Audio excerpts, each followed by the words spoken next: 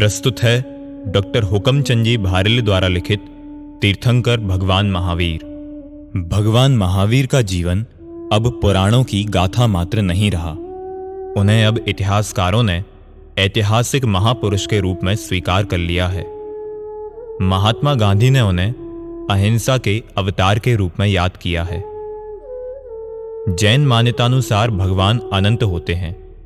प्रत्येक आत्मा भगवान बन सकता है, पर तीर्थंकर एक युग में व एक क्षेत्र में 24 ही होते हैं। प्रत्येक तीर्थंकर भगवान तो नियम से होते हैं, पर प्रत्येक भगवान तीर्थंकर नहीं। तीर्थंकर हुए बिना भी भगवान हो सकते हैं। जिससे संसार सागर तैरा जाए उसे तीर्थ कहते हैं, और जो ऐसे तीर्थ को करे अर्थात संसार सागर से पार उतरने का मार्ग बतावे उसे तीर्थंकर कहते हैं। तीर्थंकर भगवान महावीर भरत क्षेत्र व इस युग के 24वें एवं अंतिम तीर्थंकर थे। उनसे पूर्व ऋषभदेव आदि 23 तीर्थंकर और हो चुके थे। वे जैन धर्म के संस्थापक नहीं वरन एक प्रबल प्रचारक थे। जैन धर्म कोई मत या संप्रदाय नहीं है, वह तो वस्तु का स्वरूप है। वह एक तथ्य है, परम सत्य है। उस परम सत्य को प्राप्त कर नर से नारायण बना जा सकता है। भगवान महावीर का जीवन अहिंसा के आधार पर मानव जीवन के चरम विकास की कहानी है। क्षत्रिय राजकुमार होने पर भी उन्होंने कभी विश्व विजय के स्वप्न नहीं देखे। बाहरी आयुधों से दूसरों को जीतने में उन्हें जीत दिखाई नहीं दी। उनका विचार था कि अपने अंतर में उठने वाली मोह राग द्वेष की वृत्तियों को जीतना ही सच्ची जीत है। अतः उन्होंने अंतरोन्मुखी वृत्ति द्वारा मोह राग द्वेष का अभाव कर ज्ञान का पूर्ण विकास करना ही अपना लक्ष्य बनाया और उस दिशा में अपूर्व पुरुषार्थ भी किया। फलतः वे पूर्ण वीतरागी और सर्वज्ञ बने तथा भगवान कहे जाने लगे। जो वीतरागी और सर्वज्ञ हो वही भगवान है। बिना पूर्ण ज्ञान प्राप्त किए और वीतरागी बने कोई भगवान नहीं हो सकता। जैन मान्यतानुसार भगवान जन्मते नहीं बनते हैं। जन्म से कोई भगवान नहीं होता। महावीर भी जन्म से भगवान न थे। जन्म के समय तो वे हम और आप जैसे मानव ही थे। भगवान तो वे बाद में बने जब उन्होंने अपने को जीता। मोह राग द्वेष को जीतना ही अपने को जीतना है। उन्होंने स्वयं कहा है, अपने को जीत लिया तो जग जीत लिया और अपने को जान लिया तो जग जान लिया। भगवान महावीर द्वारा प्रतिपादित सिद्धांत जितने गूढ़, गंभीर व ग्राह्य हैं, उनका जीवन उतना ही सादा, सरल एवं सपाट है। उसमें विविधताओं को कोई स्थान प्राप्त नहीं। उनकी जीवन गाथा मात्र इतनी ही है कि वे आरंभ के 30 वर्ष वैभव और विलास के बीच जल से भिन्न कमलवत रहे। बीच के 12 वर्ष जंगल में परम मंगल की साधना में एकांत आत्म आराधना रत रहे और अंतिम 30 वर्ष प्राणी मात्र के कल्याण के लिए सर्वोदय तीर्थ का प्रवर्तन, प्रचार व प्रसार करते रहे। महावीर का जन्म वैशाली गणतंत्र के प्रसिद्ध राजनेता राजा सिद्धार्थ की रानी त्रिशला के उदर से कुंड ग्राम में हुआ था। उनकी मां वैशाली गणतंत्र के अध्यक्ष राजा चेटक की पुत्री थीं। वे आज से 2600 वर्ष पूर्व चैत्र शुक्ला त्रयोदशी के दिन नाथवंशीय क्षत्रिय कुल में जन्मे थे। महावीर का नाम उनके माता पिता ने उनको नित्य वृद्धिंगत होते देख वर्धमान रखा। उनके जन्म का उत्सव उनके माता पिता व परिजन पुरजनों ने तो बहुत उल्लास के साथ मनाया ही था, साथ ही भावी तीर्थंकर होने से इंद्रों और देवों ने भी आकर महान उत्सव किया था, जिसे जन्म कल्याणोत्सव कहते हैं। इंद्र उन्हें ऐरावत हाथी पर बैठाकर सुमेरु पर्वत पर ले गए और वहां पांडुक शिला पर बड़े ही ठाट बाट से उनका जन्माभिषेक किया, जिसका विस्तृत विवरण जैन पुराणों में उपलब्ध है। बालक वर्धमान जन्म से ही स्वस्थ, सुंदर एवं आकर्षक व्यक्तित्व वाले बालक थे। वे दोज के चंद्र की भांति नित्य वृद्धिंगत होते हुए अपने वर्धमान नाम को सार्थक करने लगे। उनकी कंचनवर्णी काया अपनी कांति से सबको आकर्षित करती थी। उनके रूप सौंदर्य का पान करने के लिए सुरपति इंद्र ने 1000 नेत्र बनाए थे। वे आत्मज्ञानी, विचारवान, विवेकी और निर्भीक बालक थे। डरना तो उन्होंने सीखा ही ना था। वे साहस के पुतले थे, अतः उन्हें बचपन से ही वीर, अतिवीर कहा जाने लगा था। आत्मज्ञानी होने से उन्हें सन्मति भी कहा जाता था। उनके 5 नाम प्रसिद्ध हैं: वीर, अतिवीर, सन्मति, वर्धमान और महावीर। वे प्रत्युत्पन्नमति थे और विपत्तियों में अपना संतुलन नहीं खोते थे। एक दिन अपनी बाल सुलभ क्रीड़ाओं से माता पिता, परिजनों और पुरजनों को आनंद देने वाले बालक वर्धमान अन्य राजकुमारों के साथ क्रीड़ावन में खेल रहे थे। खेल ही खेल में अन्य बालकों के साथ वर्धमान भी एक वृक्ष पर चढ़ गए। इतने में ही एक भयंकर काला सर्प आकर वृक्ष से लिपट गया और क्रोधावेश में वीरों को भी कंपित कर देने वाली फुंकार करने लगा। विषम स्थिति में अपने को पाकर अन्य बालक तो भय से कांपने लगे, पर धीर वीर बालक वर्धमान को वह भयंकर नागराज विचलित न कर सका। महावीर को अपनी ओर निर्भय और निशंक आता देख वह नागराज निर्मद होकर स्वयं अपने रास्ते चलता बना। इसी प्रकार एक बार एक हाथी मदोन्मत्त हो गया और गजशाला के स्तंभ को तोड़कर नगर में विप्लव मचाने लगा। सारे नगर में खलबली मच गई। सभी लोग घबराकर यहां वहां भागने लगे, पर राजकुमार वर्धमान ने अपना धैर्य नहीं खोया तथा शक्ति और युक्ति से शीघ्र ही गजराज पर काबू पा लिया। राजकुमार वर्धमान की वीरता व धैर्य की चर्चा नगर में सर्वत्र होने लगी। वे प्रतिभा संपन्न राजकुमार थे। बड़ी से बड़ी समस्याओं का समाधान चुटकियों में कर दिया करते थे। वे शांत प्रकृति के तो थे ही, युवा अवस्था में प्रवेश करते ही उनकी गंभीरता और बढ़ गई। वे अत्यंत एकांत प्रिय हो गए। वे निरंतर चिंतन में ही लगे रहते थे और गूढ़ तत्व चर्चाएं किया करते थे। तत्व संबंधी बड़ी से बड़ी शंकाएं तत्व जिज्ञासु उनसे करते और वे बातों ही बातों में उनका समाधान कर देते थे। बहुत सी शंकाओं का समाधान तो उनकी सौम्य आकृति ही कर देती थी। बड़े बड़े ऋषिगणों की शंकाएं भी उनके दर्शन मात्र से शांत हो जाती थीं। वे शंकाओं का समाधान नहीं करते थे, वरन स्वयं समाधान थे। एक दिन वे राजमहल की 4थी मंजिल पर एकांत में विचार मग्न बैठे थे।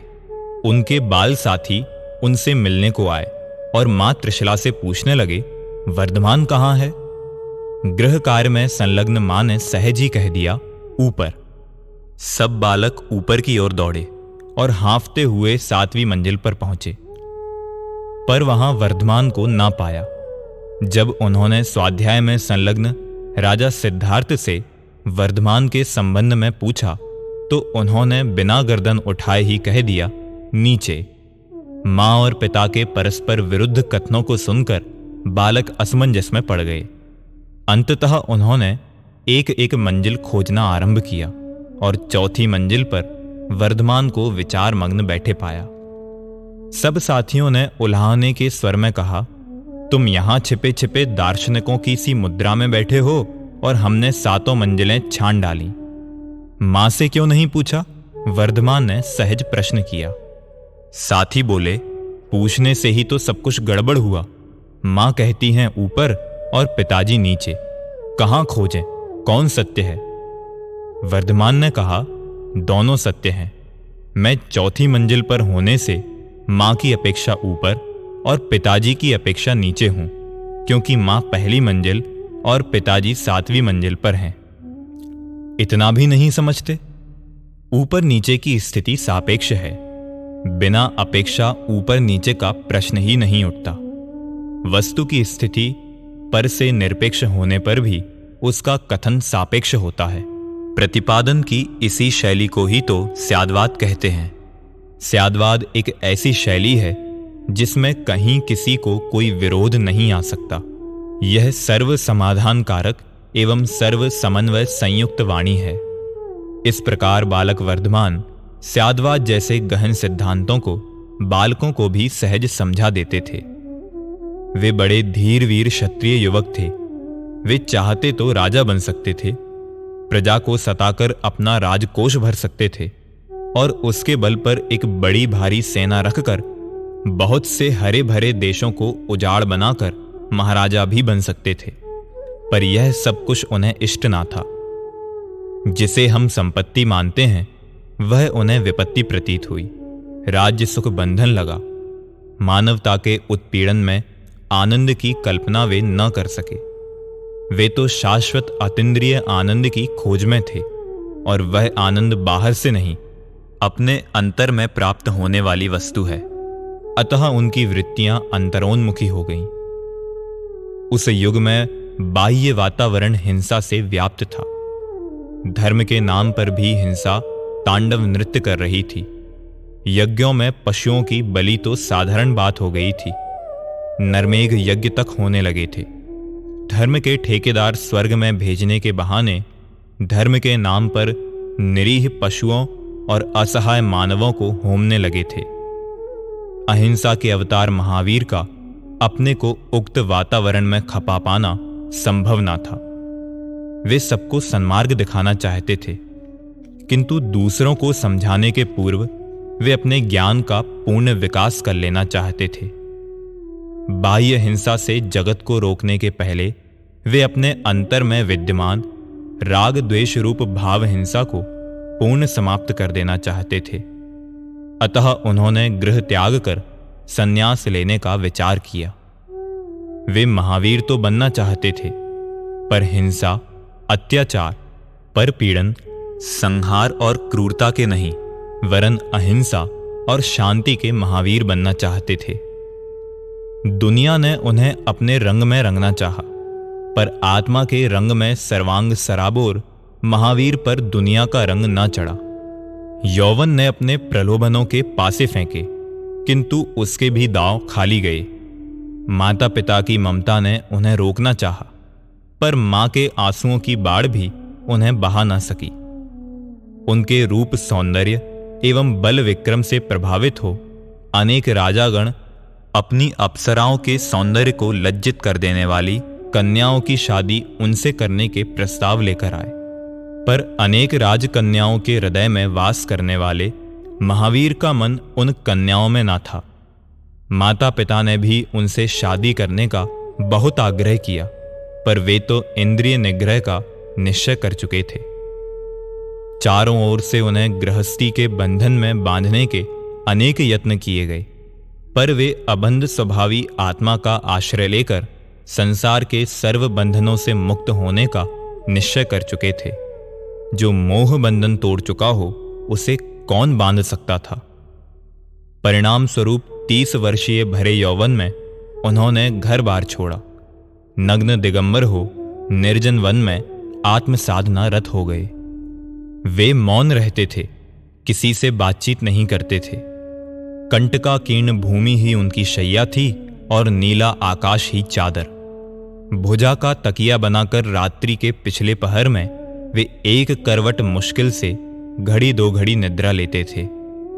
निरंतर आत्मचिंतन में ही लगे रहते थे, यहां तक कि स्नान और दंत धोवन के विकल्प से भी परे थे। शत्रु और मित्र में समभाव रखने वाले महावीर गिरी कंदराओं में वास करते थे। शीत, ग्रीष्म, वर्षा आदि ऋतुओं के प्रचंड वेग से वे तनिक भी विचलित न होते थे। उनकी सौम्य मूर्ति, स्वाभाविक सरलता, अहिंसामय जीवन एवं शांत स्वभाव का प्रभाव वन्य पशुओं पर भी पड़ता था और वे स्वभावगत वैर विरोध छोड़ साम्य भाव धारण करते थे।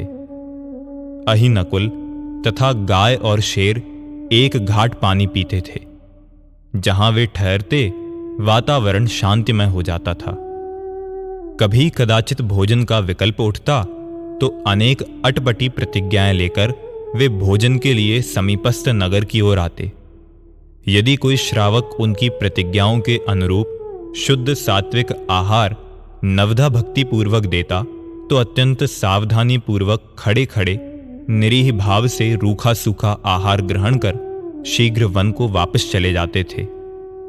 मुनिराज महावीर का आहार एक बार अति विपन्नावस्था को प्राप्त सती चंदनबाला के हाथ से भी हुआ था।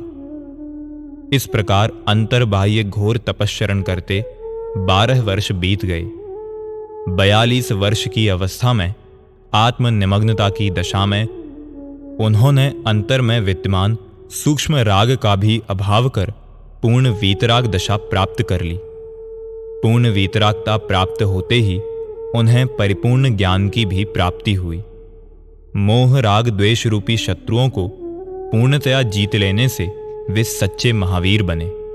पूर्ण वीतरागी और सर्वज्ञ होने से वे भगवान कहलाए। उसी समय तीर्थंकर नामक महापुण्योदय से उन्हें तीर्थंकर पदवी प्राप्त हुई और वे तीर्थंकर भगवान महावीर के रूप में विश्रुत हुए। उसके बाद उनका तत्वोपदेश होने लगा। उनकी धर्म सभा को समवशरण कहा जाता है। उसमें प्रत्येक प्राणी को जाने का अधिकार प्राप्त था। छोटे बड़े का कोई भेद नहीं था। जाति पाति को कोई स्थान प्राप्त ना था। भगवान महावीर ने जातिगत श्रेष्ठता को कभी महत्व नहीं दिया। उनके अनुसार श्रेष्ठत्व का मापदंड मानव के आचार और विचार हैं। आचार शुद्धि के लिए अहिंसा और विचार शुद्धि के लिए अनेकांतात्मक दृष्टिकोण आवश्यक है। जिसका आचार अहिंसक है, जिसने विचार में वस्तु तत्व को स्पर्श किया है तथा जो अपने में उतर चुका है, चाहे वह चांडाल ही क्यों ना हो, वह मानव ही नहीं देव से भी बढ़कर है। कहा भी है, सम्यक दर्शन संपन्नम अपि मातंग देहजम देवा देवम विदुर्भस्म गूढ़ांगारांतरौजसम। जो व्यक्ति सम्यक दर्शन से संपन्न है, वह व्यक्ति भले ही मातंग जैसे हीन कुल में पैदा हुआ हो, फिर भी भस्म के भीतर छुपी हुई अग्नि के समान देवों का भी देव है। उनकी धर्म सभा में राजा रंक, गरीब अमीर, गोरे काले सब मानव एक साथ बैठकर धर्म श्रवण करते थे।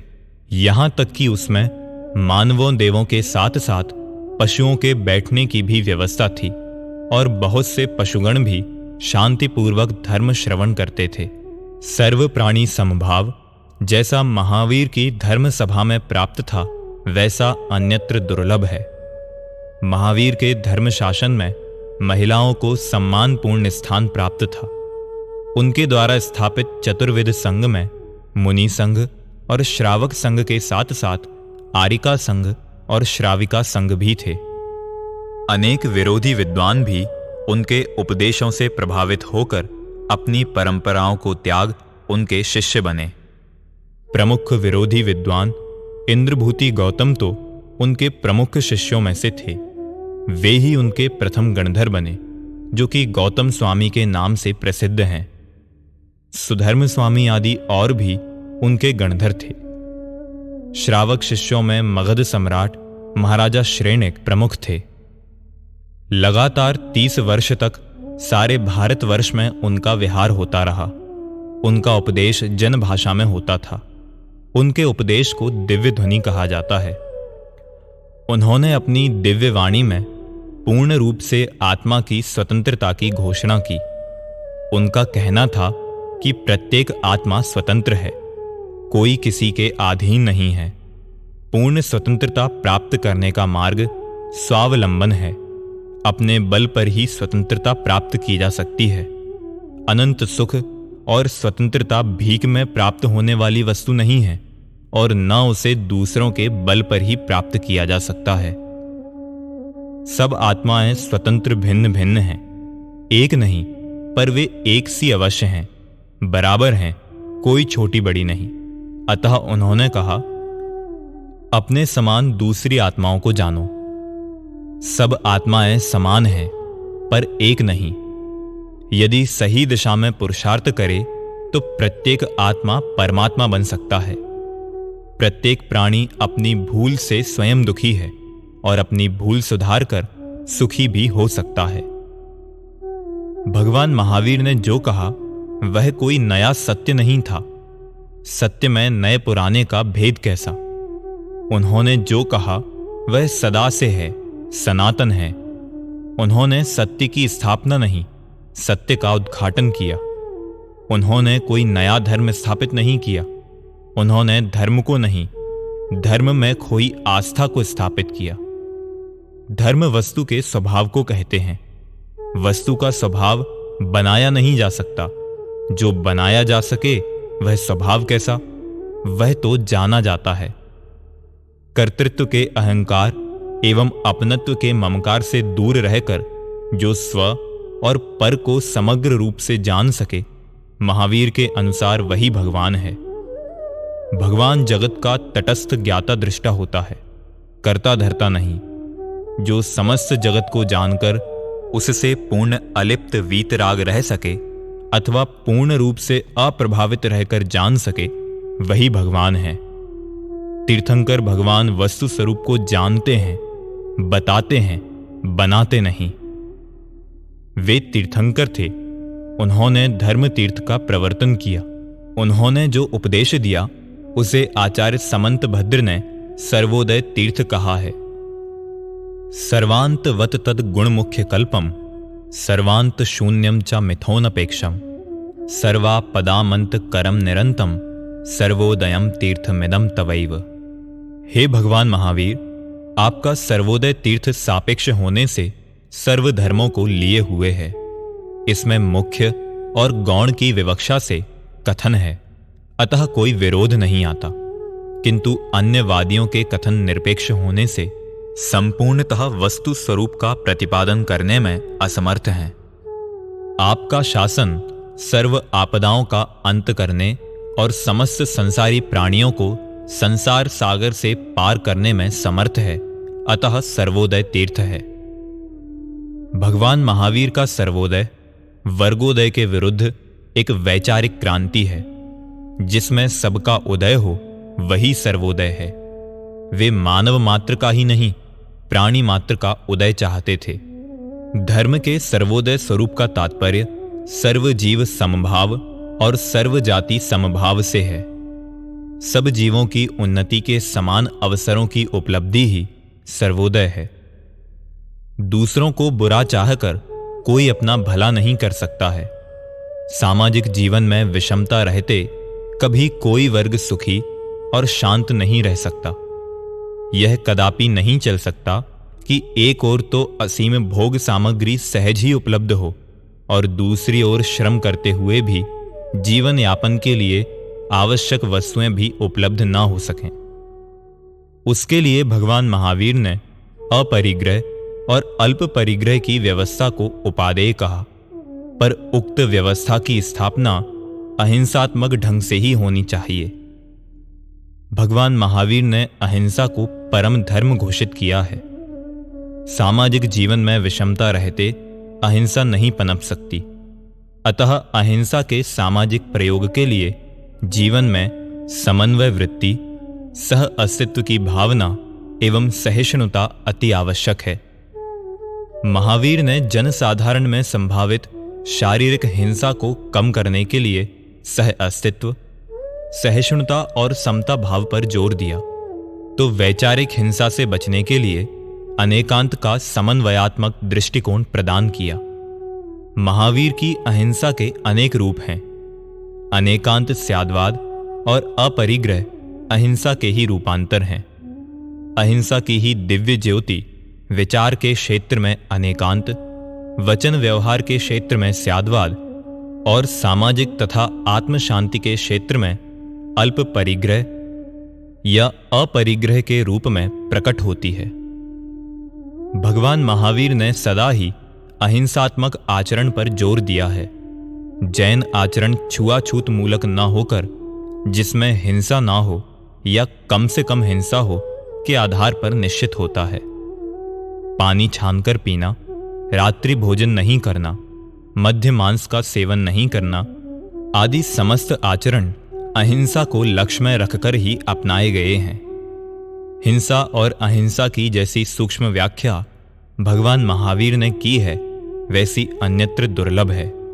वे कहते हैं, अपरादुर्भावः खलु रागादीनां भवत्य हिंसेति तेषामेवोत्पत्तिः हिंसेति जिनागमस्य संक्षेपः। आत्मा में मोह राग द्वेष भावों की उत्पत्ति नहीं होना अहिंसा है और उनकी उत्पत्ति होना ही हिंसा है। यही जिनागम का सार है। आत्मशुद्धि के लिए मोह राग द्वेष रूप भाव हिंसा का त्याग आवश्यक है।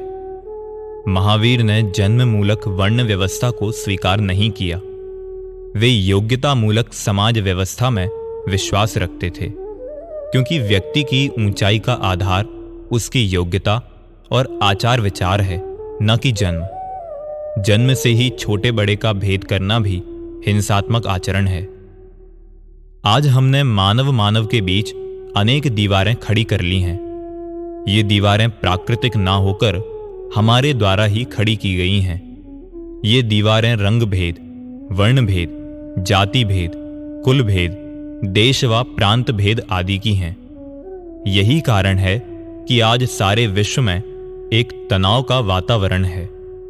एक देश दूसरे देश से शंकित है और एक प्रांत दूसरे प्रांत से। यहां तक कि मानव की ही नहीं, एक प्राणी दूसरे प्राणी की इच्छा और आकांक्षाओं को अविश्वास की दृष्टि से देखता है।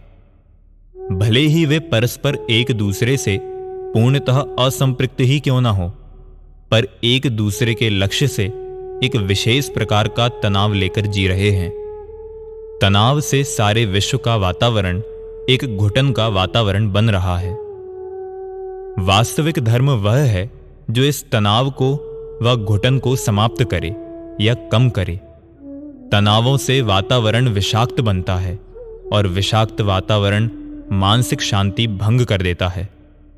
तीर्थंकर महावीर की पूर्वकालीन एवं समकालीन परिस्थिति भी सब कुछ मिलाकर इसी प्रकार की थी। तीर्थंकर महावीर के मानस में आत्म कल्याण के साथ साथ विश्व कल्याण की प्रेरणा भी थी और उसी प्रेरणा ने उन्हें तीर्थंकर बनाया। उनका सर्वोदय तीर्थ आज भी उतना ही ग्राह्य, ताजा और प्रेरणाप्रद है जितना उनके समय में था। उनके तीर्थ में ना संकीर्णता थी और ना मानवकृत सीमाएं। जीवन की जिस धारा को वे मानव के लिए प्रवाहित करना चाहते थे, वही वस्तुतः सनातन सत्य है। धार्मिक जड़ता और आर्थिक अपव्यय रोकने के लिए महावीर ने क्रियाकांड और यज्ञों का विरोध किया। आदमी को आदमी के निकट लाने के लिए वर्ण व्यवस्था को कर्म के आधार पर बताया। जीवन के जीने के लिए अनेकांत की भावभूमि, स्यादवाद की भाषा और अणुवृत्त का आचार व्यवहार दिया और मानव व्यक्तित्व के चरम विकास के लिए कहा कि ईश्वर तुम ही हो, अपने आप को पहचानो और ईश्वरीय गुणों का विकास कर ईश्वरत्व को पाओ। तीर्थंकर महावीर ने जिस सर्वोदय तीर्थ का प्रणयन किया, उसके जिस धर्मत्व को लोक के सामने रखा, उसमें न जाति की सीमा है, न क्षेत्र की और न काल की, न रंग, वर्ण, लिंग आदि की। धर्म में संकीर्णता और सीमा नहीं होती। आत्मधर्म सभी आत्माओं के लिए है और धर्म को मात्र मानव से जोड़ना भी एक प्रकार की संकीर्णता है। वह तो प्राणी मात्र का धर्म है। मानव धर्म शब्द भी पूर्ण उदारता का सूचक नहीं है। वह भी धर्म के क्षेत्र को मानव समाज तक ही सीमित करता है, जबकि धर्म का संबंध समस्त प्राणी जगत से है, क्योंकि सभी प्राणी सुख और शांति से रहना चाहते हैं। धर्म का सर्वोदय स्वरूप तब तक प्राप्त नहीं हो सकता जब तक कि आग्रह समाप्त नहीं हो जाता, क्योंकि आग्रह विग्रह को जन्म देता है, प्राणी को असहिष्णु बना देता है। धार्मिक असहिष्णुता से भी विश्व में बहुत कलह व रक्तपात हुआ है। इतिहास इसका साक्षी है। जब जब धार्मिक आग्रह सहिष्णुता की सीमा को लांघ जाता है, तब तब वह अपने प्रचार व प्रसार के लिए हिंसा का आश्रय लेने लगता है। धर्म का यह दुर्भाग्य ही कहा जाएगा कि उसके नाम पर रक्तपात हुए, और वह भी उक्त रक्तपात के कारण विश्व में घृणा की दृष्टि से देखा जाने लगा। इस प्रकार जिस धर्मत्व के प्रचार के लिए हिंसा अपनाई गई, वही हिंसा उसके रास का कारण बनी। किसी का मन तलवार की धार से नहीं पलटा जा सकता। अज्ञान ज्ञान से कटता है, उसे हमने तलवार से काटने का यत्न किया। विश्व में नास्तिकता के प्रचार में इसका बहुत बड़ा हाथ है। भगवान महावीर ने उक्त तथ्य को भली प्रकार समझा था, अतः उन्होंने साध्य की पवित्रता के साथ साथ साधन की पवित्रता पर भी पूरा पूरा जोर दिया। अनेकांतात्मक विचार, स्याद्वाद रूप वाणी, अहिंसात्मक आचार एवं अपरिग्रही जीवन, ये चार महान सिद्धांत तीर्थंकर महावीर की धार्मिक सहिष्णुता के प्रबल प्रमाण हैं। सहिष्णुता के बिना सह अस्तित्व संभव नहीं है, क्योंकि संसार में अनंत प्राणी हैं और उन्हें इस लोक में साथ साथ ही रहना है। यदि हम सबने एक दूसरे के अस्तित्व को चुनौती दिए बिना रहना नहीं सीखा, तो हमें निरंतर अस्तित्व के संघर्ष में जुटे रहना होगा। संघर्ष अशांति का कारण है और उसमें हिंसा अनिवार्य है। हिंसा प्रतिहिंसा को जन्म देती है। इस प्रकार हिंसा प्रतिहिंसा का कभी समाप्त न होने वाला चक्र चलता रहता है। यदि हम शांति से रहना चाहते हैं तो हमें दूसरों के अस्तित्व के प्रति सहनशील बनना होगा। सहनशीलता सहिष्णुता का ही पर्याय है। तीर्थंकर भगवान महावीर ने प्रत्येक वस्तु की पूर्ण स्वतंत्र सत्ता स्वीकार की है और यह भी स्पष्ट किया है कि प्रत्येक वस्तु स्वयं परिणमनशील है। उसके परिणमन में पर पदार्थ का कोई हस्तक्षेप नहीं है। यहाँ तक कि परम पिता परमेश्वर अर्थात भगवान भी उसकी सत्ता का कर्ता हर्ता नहीं है। जन जन की ही नहीं अपितु कण कण की स्वतंत्र सत्ता की उद्घोषणा तीर्थंकर महावीर की वाणी में हुई। दूसरों के परिणमन या कार्य में हस्तक्षेप करने की भावना ही मिथ्या, निष्फल और दुख का कारण है, क्योंकि सब जीवों का जीवन मरण, सुख दुख स्वयंकृत व स्वयंकृत कर्म का फल है। एक को दूसरे के दुख सुख जीवन मरण का कर्ता मानना अज्ञान है। सो ही कहा है, सर्वं सदैव नियतं भवति स्वकीय कर्मोदयान मरण जीवित दुख सौख्यम। अज्ञान में तदेह यत्तु परः परस्य कुर्यात् पुमान मरण जीवित दुख सौख्यम। जीवन मरण और दुख सुख सब प्राणियों के सदा ही अपने कर्म के उदय के अनुसार ही हों नियम से। करे कोई किसी के जीवन मरण और दुख सुख विविध भूलों से भरी, यह मान्यता अज्ञान है। यदि एक प्राणी को दूसरे के दुख सुख और जीवन मरण का कर्ता माना जाए तो फिर स्वयंकृत शुभाशुभ कर्म निष्फल साबित होंगे, क्योंकि प्रश्न यह है कि हम बुरे कर्म करें और कोई दूसरा व्यक्ति चाहे वह कितना ही शक्तिशाली क्यों ना हो, क्या वह हमें सुखी कर सकता है? इसी प्रकार हम अच्छे कार्य करें और कोई व्यक्ति चाहे वह ईश्वर ही क्यों ना हो, क्या हमारा बुरा कर सकता है? यदि हां, तो फिर अच्छे कार्य करना और बुरे कार्यों से डरना व्यर्थ है, क्योंकि उनके फल को भोगना तो आवश्यक है नहीं। और यदि यह सही है कि हमें अपने अच्छे बुरे कर्मों का फल भोगना ही पड़ेगा, तो फिर पर के हस्तक्षेप की कल्पना निरर्थक है। इसी बात को अमित गति आचार्य ने इस प्रकार व्यक्त किया है, स्वयं कृतः कर्म यदात्मना पुरा फलम तदीयम लभते शुभाशुभम। परेण दत्तम यदि लभ्यते स्फुटम स्वयं कृतं कर्म निरर्थकम तदा। निजार्जितं कर्म विहाय देहिनो न कोपि कस्यापि ददाति किंचन। विचारयन्नेव मनन्यमानसः परो ददातीति विमुच्य शेमुषीम। स्वयं किए जो कर्म शुभाशुभ फल निश्चय ही वे देते। करे आप फल दे अन्य तो स्वयं किए निष्फल होते। अपने कर्म सिवाय जीव को कोई न फल देता कुछ भी, पर देता है यह विचार तज स्थिर हो छोड़ प्रमादि बुद्धि। अतः सिद्ध है कि किसी भी द्रव्य में पर का हस्तक्षेप नहीं चलता। हस्तक्षेप की भावना ही आक्रमण को प्रोत्साहित करती है। यदि हम अपने मन से पर में हस्तक्षेप करने की भावना निकाल दें तो फिर हमारे मानस में सहज ही अनाक्रमण का भाव जाग जाएगा। आक्रमण प्रत्याक्रमण को जन्म देता है।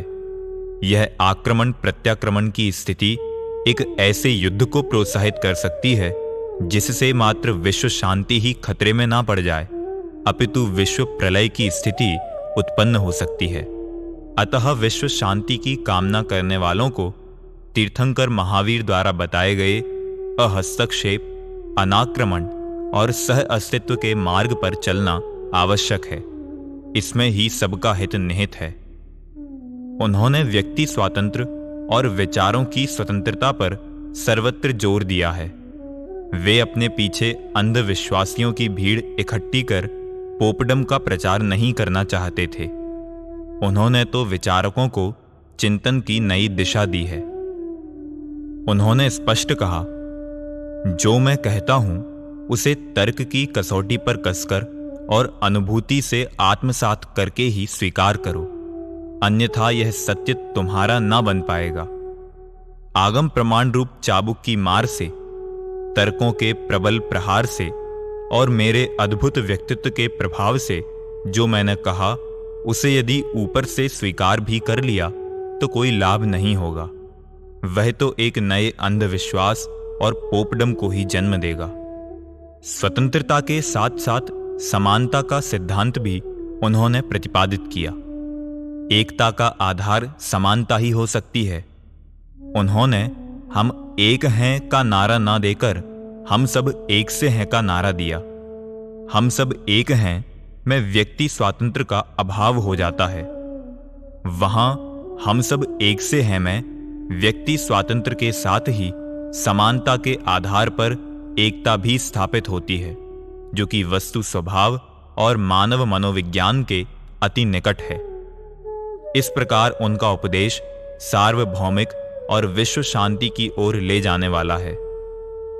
यदि आज महावीर के सर्वोदयी अनेकांतात्मक विचार सब पक्षों को अपने में समाहित कर लेने वाली स्याद्वाद वाणी, अहिंसा युक्त आचरण और अल्प संग्रह से युक्त जीवन वृत्ति हमारे सामाजिक जीवन का आधार व अंग बन जाए तो हमारी बहुत कुछ समस्याएं सहज सुलझ सकती हैं। हम आत्म शांति के साथ साथ विश्व शांति की दिशा में भी सहज ही अग्रसर हो सकते हैं। अंत में 72 वर्ष की आयु में दीपावली के दिन इस युग के अंतिम तीर्थंकर भगवान महावीर ने भौतिक देह को त्याग कर निर्वाण प्राप्त किया। उसी दिन उनके प्रथम शिष्य इंद्रभूति गौतम को पूर्ण ज्ञान की प्राप्ति हुई। जैन मान्यतानुसार दीपावली महापर्व भगवान महावीर के निर्वाण एवं उनके प्रमुख शिष्य गौतम को पूर्ण ज्ञान की प्राप्ति के उपलक्ष्य में ही मनाया जाता है। इस प्रकार हम देखते हैं कि भगवान महावीर का जीवन नर से नारायण बनने एवं आत्मा के क्रमिक पूर्ण विकास की कहानी है। धन्यवाद।